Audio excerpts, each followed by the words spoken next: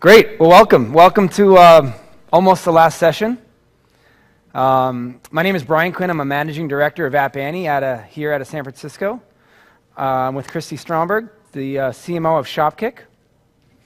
Very nice to be here. Welcome to the stage. For having me. We're really excited to have a good discussion. I think we're going to talk a bit about retail. We're going to talk about brands. We're going to talk about mobile.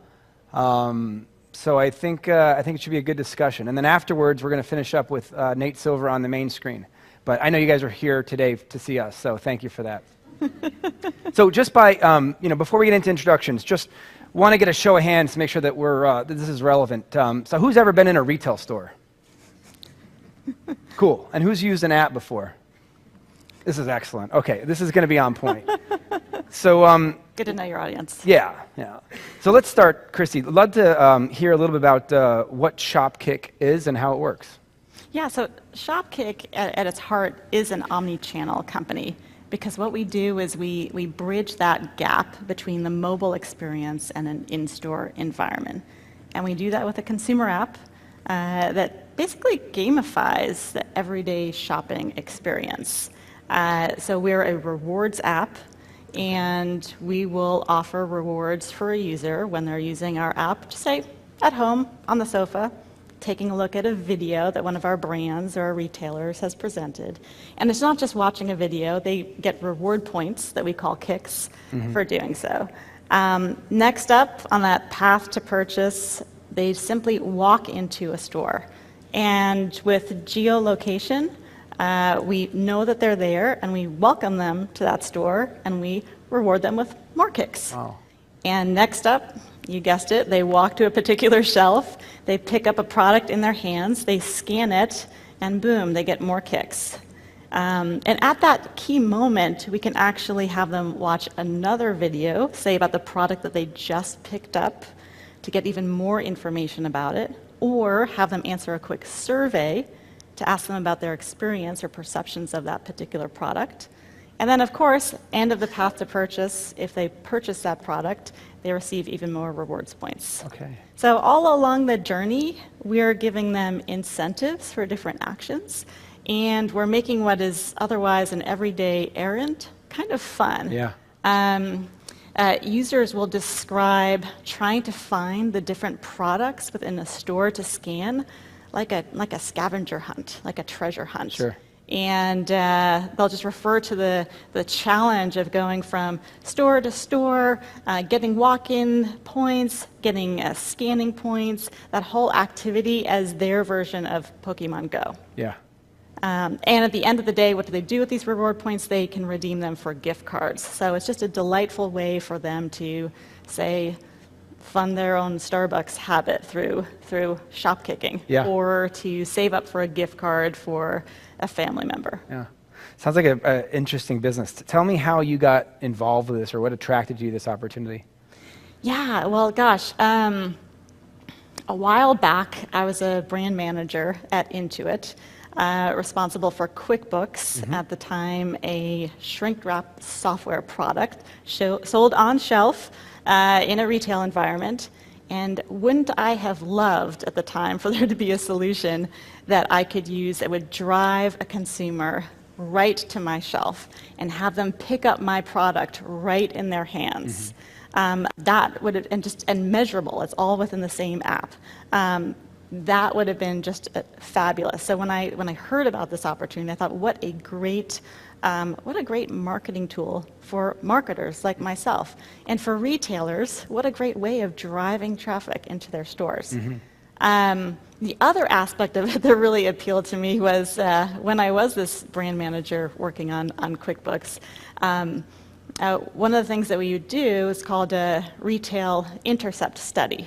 So I and other people like me would be standing in the aisle with a clipboard, kind of at the back of the aisle, lurking a little bit, hoping to see someone come into the store and engage with my category, my shelf, and hopefully my product. And as they left, try to intercept them, and if they were nice enough, answer some questions for me about what they perceived of the category and my product, what awareness they had before that visit, what they learned, what some of their concerns were.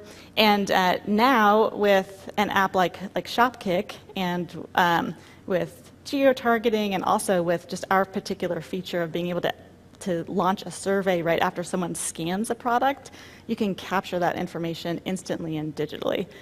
So that was also just a delightful innovation from a marketer's perspective. Do you find yourself in retail stores with clipboards as part of your CMO role? I don't, but I am there with my mobile app, of course, shopkicking, testing out the product, and I love running into fellow shopkickers in the aisles and, Very cool. and just talking about them. Excellent. That's great to hear. Yeah. So I'd love to talk about some trends now. Yeah. So you're sort of at an intersection of brands, of consumers, of retail. Mm-hmm. So would love to understand sort of what retail or what trends you're seeing kind of in those areas. Yeah. Well, retail. All of us have seen the news about some retailers closing doors or retracting their footprint a bit, and consumer expectations have certainly changed significantly. They've been informed and influenced quite a bit by what's possible online, where you've just got a massive assortment, friction-free buying process, and just the ultimate inconvenience. And when that new heightened expectation isn't delivered in a retail store, the question is, well, why should I bother to go to that store? Right. Yeah. So why am I here? Yeah. Interesting. How about what do you see different retailers doing to sort of address that problem? Yeah. Well, some retailers are realizing that they really need to kind of innovate on their experience and have a much higher quality in-store experience, like make it delightful to come into the store again. Yep. Focus on customer service, focused on quality of product within. Whole Foods, Nordstrom, these are the retailers that come to mind as doing a good job on that front. There are some other players that have started out as brands online and actually are looking at retail as a marketing asset. So take Warby Parker or take Fabletics, Kate Hudson's new company, where they're using a retail environment as a way for someone to come in and touch and feel and get closer to products and be able to personalize their experience in store but also online at the same time. And I think we'll see that trend really continue, retail as a marketing asset. Okay, interesting. So what are marketers doing to sort of capitalize on that? Yeah. Well, marketers also in the brand space are trying to partner with retailers, especially if they're marketers from a consumer packaged goods perspective, because these are companies that need to actually rely on those retail distribution outlets as a way to sell their products. They're responsible for closing the sale. So the more that those two partners can work together to try to deliver a fantastic experience, that's really important. Yeah. Traditionally, CPG marketers have felt, or brand marketers have felt a little bit constrained in terms of what marketing they can do in store. Sure. Think about a typical grocery store or a office supply store, and the marketing vehicles at hand there are typically referred to as like shelf talkers, things you have on shelf, or like POP, and that takes a lot of time to actually influence and exhibit. Today with geo-targeting, with video that can be placed very specifically with what we can do in the Shopkick app as an example, we can actually bring some of those richer assets into that retail environment. Yep. For example, we had a client of ours expressing some dismay that they had such a terrific TV spot. It was so emotive. It was so great at storytelling. But how could she really pull in some of those elements into a shelf talker or a POP? And now you need to think about how can I bring in that video into that in-store environment at that right moment of truth. Yeah. That's interesting. That's great. Is there, I think there was, I want to talk about Shopkick specifically. Yeah. But was there a slide where we're talking about the there's organizational? Because there's in addition to just environmental, I think, and market shifting dynamics and consumer expectations that are changing, there are also challenges that companies have just in terms of their own internal friction. Like, how do they mobilize to develop an omni-channel strategy? Yep. And so, yes, we'll go to a visual example here. Historically, marketing organizations in both consumer packaged goods, retail environments, have been in these kind of buckets or silos. They've been managed very separately. Budgets exist very separately. So, like, who in this landscape is responsible for an omni-channel solution? That we've seen with some clients as being a little bit of a point of friction. Yeah. But what we have seen as being quite successful, or our most successful clients here, they basically take someone and designate them to play a leadership role across all these functions, joining together the various pieces to create a strong omni-channel strategy. Or they have someone who's in charge of one of these functions kind of just stand up and play that leadership position as part of their professional growth. Got it. Okay. Great. So let's talk a little bit about Shopkick now. Yeah. So I'd love to understand sort of all these challenges and opportunities and trends, sort of where do you sit and what specifically are you doing to sort of bring this innovation into the ecosystem? Yeah, well, one thing that Shopkick does is it solves the Jenga problem a bit. We're a turnkey, out-of-the-box, omni-channel solution. Probably the best way to bring to life how Shopkick helps is through a case study, as an example. So let's talk about pasta. It's not quite dinner time, but we're starting to get there. It's always the right time for pasta. So the case study is about a client of ours, Barilla Pasta. And Barilla is known for pasta and pasta sauce here in the US and in Europe. And they innovated and came up with a very unique product called Pronto Pasta. They did some deep insight research and talking about convenience and how expectations are just rising and rising. They found that many people, at least a sizable segment, would not buy and cook pasta because it just took too long to prepare. That the fact that you had to boil a big pot of water was too much of a barrier. So they made Pronto Pasta where you don't need to do that step. You just take a skillet, add the Pronto Pasta, add water, 6 minutes, voila, you're done. So that's actually a pretty cool innovation. It is. But explaining that innovation when you basically just have a package on shelf, that's really difficult to do. So the power of, an integrated omni-channel, top of the funnel to bottom of the funnel marketing campaign can really help here. And video, like was just shown, that basically presents the process of cooking the product, as well as some ingredients, some recipes, some appetite appeal in the photography. That kind of brings it to life. And what we could do in the app also after showing this video is to provide a quick questionnaire to understand to what extent the audience understood the new offering, had heard about it before, was interested in the product. And we found that a very high percentage of people learned about Pronto and what it actually was for the first time via our app. Oh, yeah. So that's just step one, though. So they're incented to watch this video with our reward points, kicks, and then they're incented to go into the store, where we welcome them at the door with reward kicks, sponsored by Pronto Pasta. And then we have them scan the product, and they receive even more reward points. Mm-hmm. And you can see that, that example here. And then finally, there's the next step, which is purchase. And so this particular campaign was actually done in Q4, the weekend of Black Friday. And you know that Black Friday is an extremely noisy time period. And pasta usually isn't part of the narrative around Thanksgiving weekend. But nevertheless, it was Q4, and they were trying to close the year well. Yeah.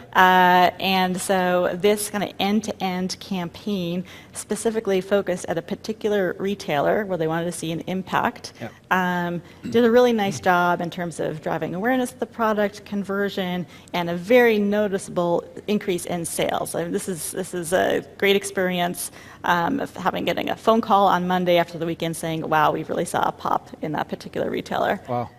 So just an example of what an integrated kind of omni-channel strategy and campaign like the one in Shopkick can do, but it's something that folks could kind of orchestrate in a number of ways. Yeah. That's pretty excellent. Innovation in pasta is something that I would love to save 6 minutes every time I make pasta for my kids. But so we talked about this was Brilla's a way to sort of innovate. And you talk about how your solution can help explain this new type of innovation in pasta in a way that they couldn't before. So sort of switching gears from that, I'm curious because you're bringing innovation to a world that is very established. You know, big brands working with retailers for a long time here. Yet this is a very innovative solution. And I presume a lot of retailers and brands aren't aware that this even exists or this opportunity. So how do you work with your partners to sort of bring this value proposition? How is that received? Can you talk a little bit about that? Yeah, I mean, everyone knows that mobile is important. Everyone wants to follow the audience. Audience is increasingly on smartphones, in apps. It's typically not a question of should we do it, it's just a question of how should we do it. And examples like this, the fact that we have third parties coming in and validating our solution, that's very helpful as well. Yep.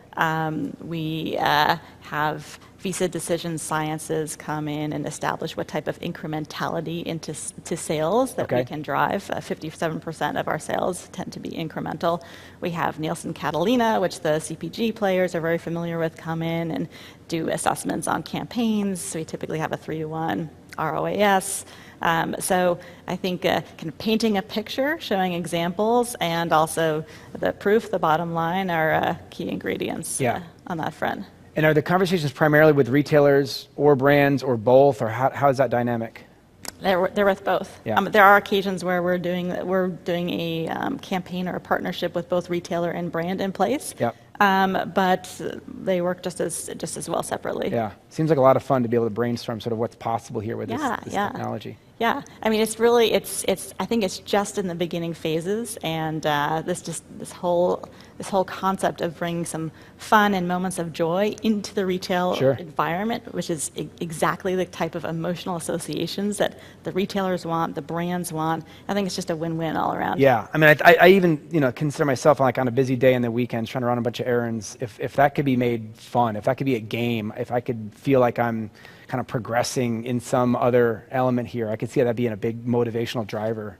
Yeah, I mean, we've all been there on a Saturday with just a ton of errands to do, and it's interesting. Earlier in the day, your speaker from Coca-Cola referred to the grocery store as being kind of mundane, right? And that's actually a term that we use at Shopkick. Like, how do we make the mundane fun? Right. A lot of this was inspired by talking to our users, where of course clearly our users are interested in earning free gift cards, but we found that it's more than that. It's about like having these little like moments of lightness and lightheartedness during their day, and kind of involving their kids in the experience, and competing with their husbands, and calling up their sisters or their friends and saying, what are you doing today? You want to go shopping? Hey, let's go shop kicking. Because they can actually get out and about, get some errands done, and actually stop off at Starbucks at the end of the day with their free gift card. And they've turned it into a verb.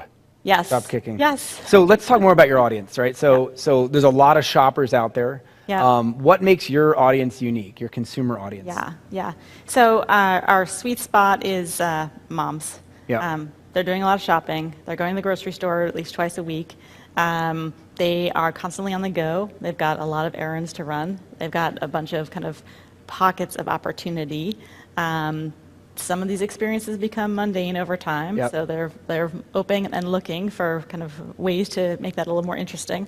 And then I'd say the other element of our audience, is a bit of our secret sauce, is just how much time they spend in our app. Per app, Annie, we see that they spend about 2 hours on average each month, and that's a heck of a lot of time. It is. We're all talking about how time is a new currency. Right.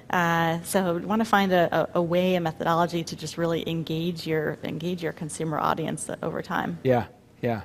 And so I'm thinking through sort of this customer journey of your customer audience. Like, tell us what you've learned about that. Yeah. sometimes that there are kind of preconceived notions that you can only reach millennials, or really the tech savvy with mobile advertising, and that has completely changed. It's mainstream now. We've got a pretty decent segment of our population that's millennial. It's about 40% Gen X, and then about 15% that are baby boomers, and they're very kind of hardcore, definitely out there using it. So we are able to reach all three segments. We have done some user research where we're talking one-on-one with our consumers. Okay. And I have to say that research these days has fallen a little bit out of fashion, and I think that's a bit of an overcorrection. We get a lot of key insight by talking with people one-on-one. Now, I'm not saying to go out there and ask a consumer, do you want product A or product B or product C? I think it's good that we've all moved away from that. But in Silicon Valley, I think there's a tendency to just look at hard data, but not try to understand the why behind the data. So we can see what our consumers are doing in the app and how that's changing over time, but do we really have a sense for why and what's behind it? Yep. Some of the characteristics that we've just been talking about how the app can actually bring some moments of joy to someone's otherwise somewhat boring list of errands to do during the day. That was something that came out of one-on-one conversations that we had. Knowing that some people really like to challenge themselves and say, let me see if I can get all of the reward points available this weekend. I mean, that was just something that was a great insight. And understanding that we've got this kind of unique space, and there are lots of reward points companies out there, but the fact that we can bring some moments of joy and really bring some fun into the process, that we kind of have this unique intersection between fun and rewards, that was something that came out of these one-on-one sessions. So I wanted to share an example of one of these one-on-one sessions. This is just a short clip. Let's not play it yet, but just to tee it up a little bit.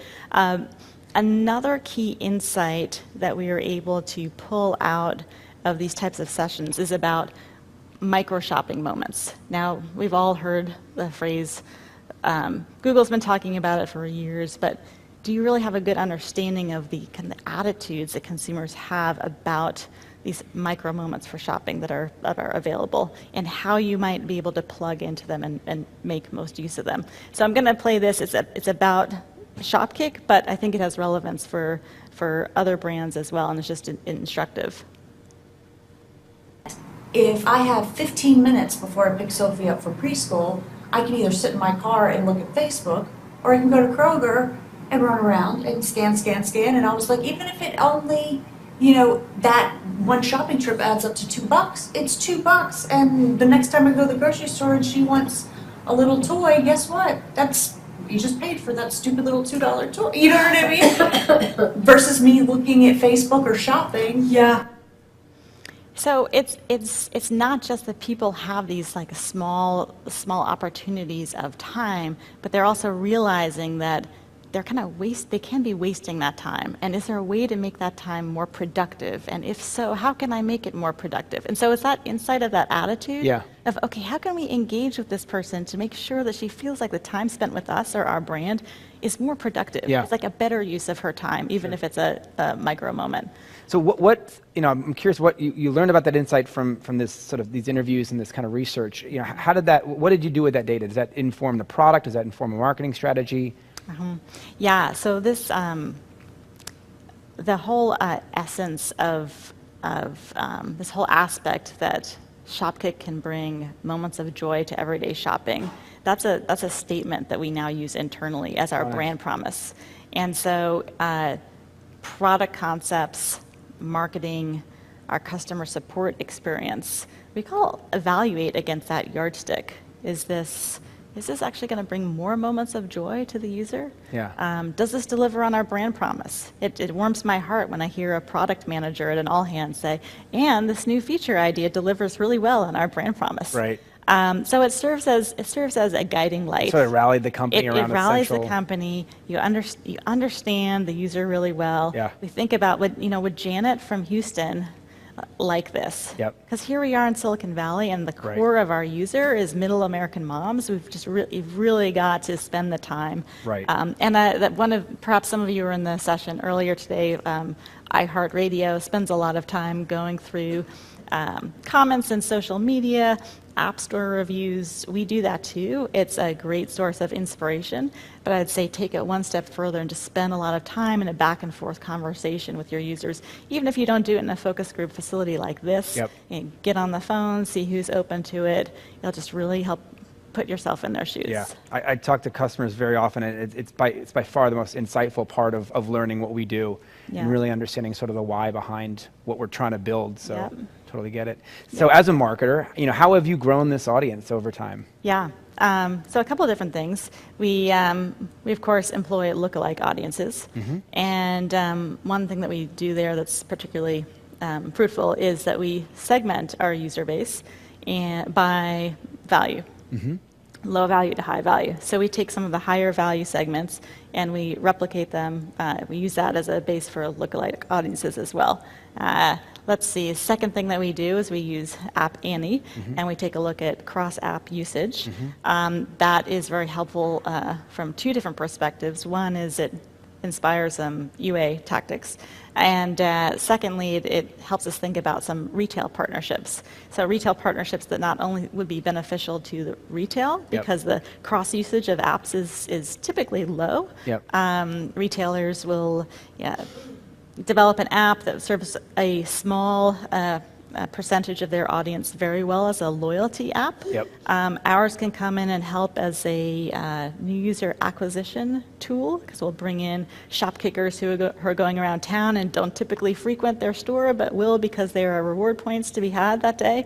And once they have their foot in the door, all retailers know that they are unlikely to leave empty-handed, and it might become part of a new habit. So it helps us from what partners should we work with on our B2B side, but also we could do some co-marketing and acquire some users from that retail base as well. So it's a nice win-win. And that type of partnership, even we heard from Google earlier today, she was recommending that Larissa was recommending that as a tactic or strategy rather than trying to always build your own. Yeah. So it sounds like from user acquisition and sort of building your own, optimizing there, but also strategically selecting partners and audiences that you might not otherwise would have, intuitively known. Yeah. Okay. Awesome. So, I think we have 8 or 9 minutes left. I want to kind of talk about what you see moving forward. You're on, you're working in a very innovative space.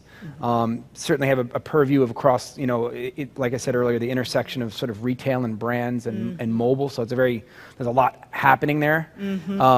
So, want to get a sense for, what opportunities you see specifically for either retailers or brands in the coming months and years.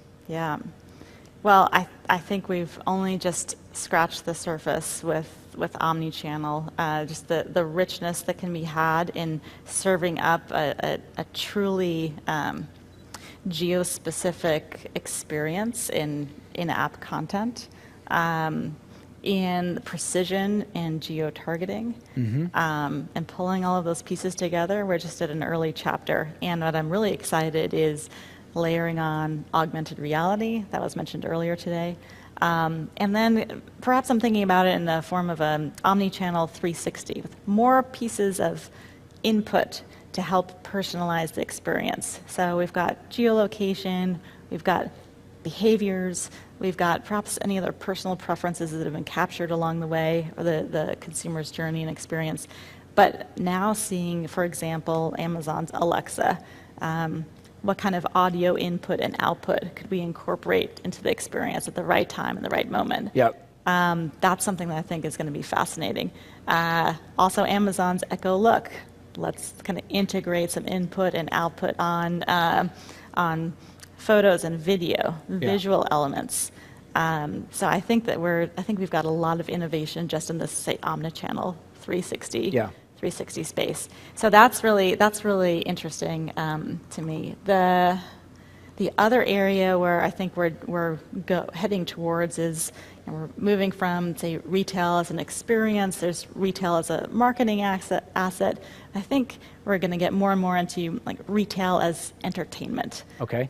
We are increasingly a society, a culture here in the U.S. that likes to be entertained, and the more and more that retailers can think about why would a consumer make the effort to come into my environment, into my store? How am I going to make it special, fun, unique, different? That's really important.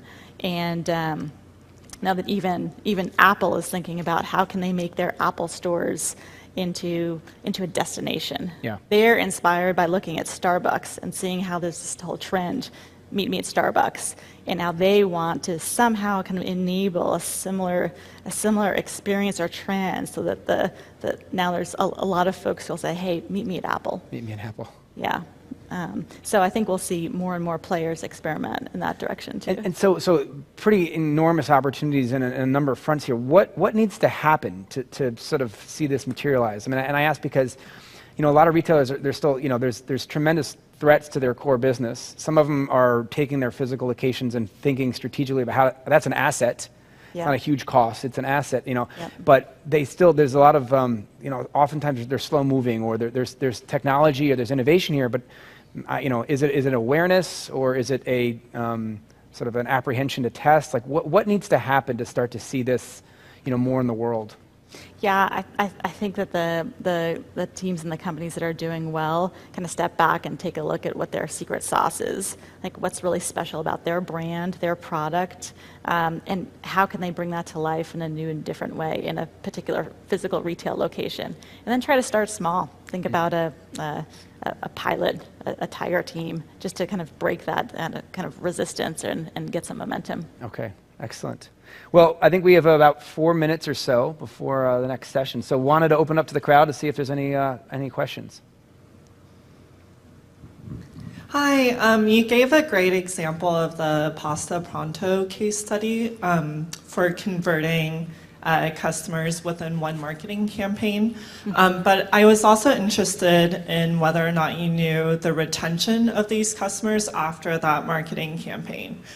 So for example, for this Pasta Pronto campaign, how many of them are returning after the first marketing campaign, since it was very promotion driven? Are they still returning even though you're not offering the same incentives anymore? So I was wondering if you have explored retention for these marketing campaigns and for other incentive-driven campaigns in Shopkick. Sure, and are you asking about retention for Pronto Pasta or for the Shopkick app? For Pronto Pasta, but also, like for example in Shopkick, if you're offering like 20 Shopkicks, if someone is entering a retail store, do you see that these customers are returning to the store to actually make a purchase on their own, or are they only engaging with the app because they're receiving incentives? Yeah, what typically happens is they first start to go into a store or first start to pick up or engage in a product because they're receiving incentives. But with a little bit of frequency and not too much, we actually see them convert, because familiarity is the first step. So for a bunch of people, they've actually haven't gone into this particular retailer before, or they haven't actually picked up that product before or looked at it. But after doing it a few times, they think, oh yeah, this is actually, I kind of need this tonight, or I'm actually interested in this.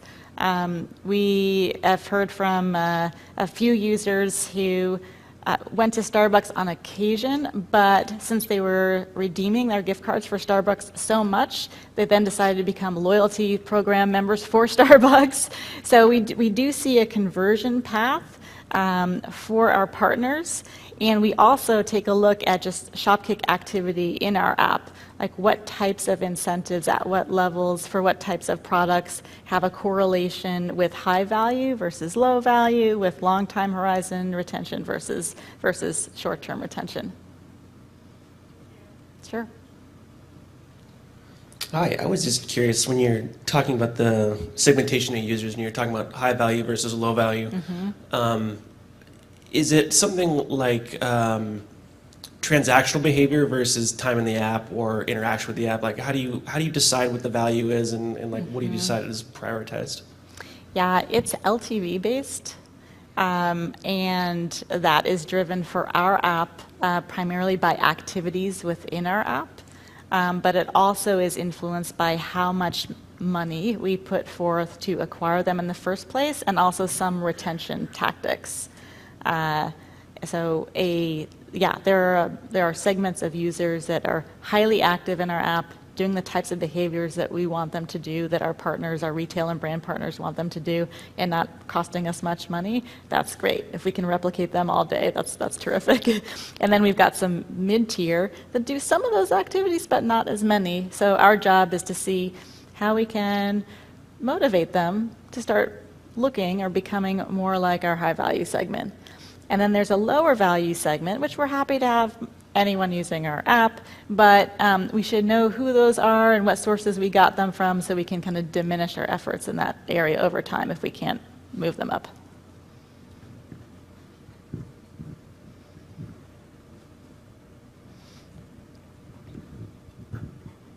Hi, what kind of tools or approaches do you use for Omni-Channel value attribution? So as a provider of an Omni-Channel solution, we have a data science team that determines ROI, but what we've also done, because that's our internal team and big brands and retailers would like to see third-party validation, we've contracted with Nielsen Catalina Solutions, and they basically take all of our campaign data and use a holdout cell and determine what the return on ad spend is for that population. What we also do for retailers is we contract with Visa Decision Sciences, and what we have actually in our app is a linked credit card feature.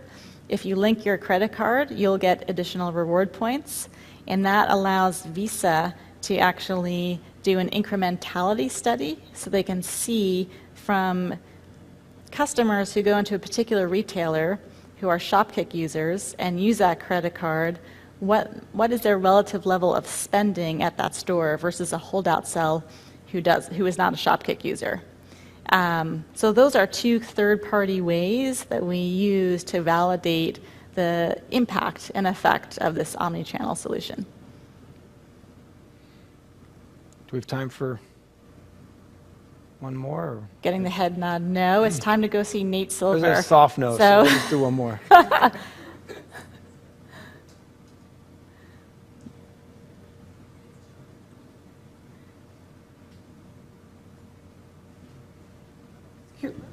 I was curious to know what percentage of the customers you're after in the categories. Are you primarily operating in CPG, or are you across retail categories as well? Oh, we're across retail categories, apparel, consumer electronics, anything and everything sold in grocery, Target, Walmart. Our shop kickers are adventurous. We've had women who say they went into AutoZone for the first time because of us, and they remember, they realized they actually need new floor mats, so they actually picked something up while they were there. So if you're adventurous, if you like to shop, if you have a phone, this is for you. I think we're out of time. Thank you so much for your time, Thanks the for insights, discussion. the stories. Yeah. Thanks, everyone.